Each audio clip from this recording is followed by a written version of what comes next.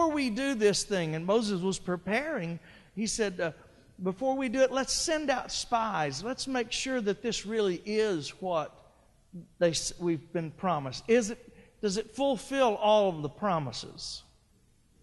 Spies went out. They came back. They said, it is. It flows with milk and honey. It's a beautiful land. You've seen the proverbial pictures of the spies holding a pole with a cluster of grapes hanging, touching the ground. It is. This is one incredible place. This is everything we've been. And then the spies added this little addendum. They not only said it's one incredible place, they said, but there be giants there. Now, after saying, yes, this is the land, to add the word there be giants there, sometimes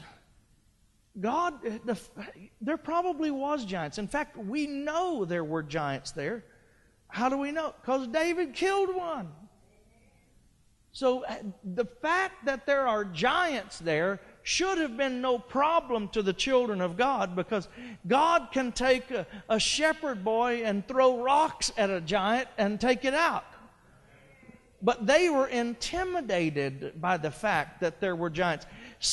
When Satan can't keep you away from your promise any other way, he will try to intimidate you away from what God has promised you. And they said there's giants there. And then they said this phrase, we are like grasshoppers in their sight. Now, folks, let's do a little math. How big is a North Carolina grasshopper? No, how tall? Not how long. How tall? About an inch? How many of you think about an inch tall? Is that good? Let's vote on it. Be real spiritual. Inch tall? Okay. It's officially settled. North Carolina grasshoppers are an inch tall. Now, the average man, I don't know, it's easier to calculate. Let's say they're 6 feet. So you got these men came back and they're saying the giants there, we're like grasshoppers to them. In other words, the same ratio as there's 72 inches and 6 feet and 1 inch for a grasshopper, so it's a ratio of 72 to 1. What they're saying is when we walk up to those giants, they are 72 times taller than us. Making the same assumption that they were 6 feet tall, 7 times 6 feet, 72 times 6 feet is 432. Is that right? Is that right? I think I did it right. Yeah, that's right. I just clicked. 432 feet. So here's what they're coming back and they're saying, yes, it's the promised land, but there are giants at 432 feet tall. I beg your pardon? There never has been anybody 432 feet tall. Well, why did they say that? I'll tell you why. Because their fears magnified their problem over their promise. Am I talking to anybody that sometimes we get caught up in fear? Do you know that fear and faith operate the same way? It's just that faith is the car in drive moving forward, and fear is the car in reverse moving backwards. Their fear stopped them from possessing the land. When they came back and they said, we can't do this because there's people 432 feet tall. God said, I'm sorry, I can't take you there. And what in essence happened is they failed the test. They failed the faith test. They never crossed the land. They got close enough to touch it, but they never possessed it. They failed the test. But of course, all of you are so spiritual that none of you have ever failed a test. How many of you have ever failed a test? Well, I'm not talking about at school either, okay? I'm talking the test of life. you failed. You turned left when you made the wrong turn. You went. Come on, guys. I'll stop and preach on honesty if you don't start answering me honestly. Sure, we've all failed tests. Tests make us nervous. You announce a test to see. What if I said, okay, I want every one of you to stand up and you have to recite the books of the Bible in the proper order. Some of you you'd have to go. I got a phone call. Why? Because we get nervous. You announce a test. Kids at school get nervous, and the ones that really make them nervous are those pop quizzes, where the teacher doesn't announce. They walk in, put your book under. They're going to do this and anybody remember that feeling? Let me tell you something about tests.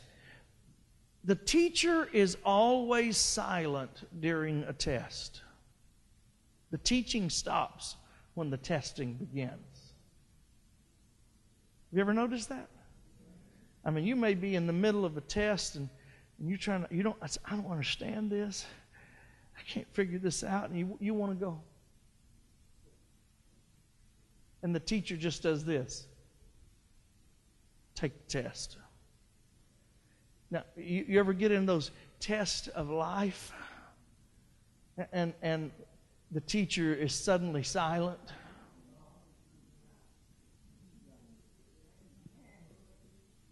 First of all, here's what usually happens. We start thinking, I'm doing pretty good.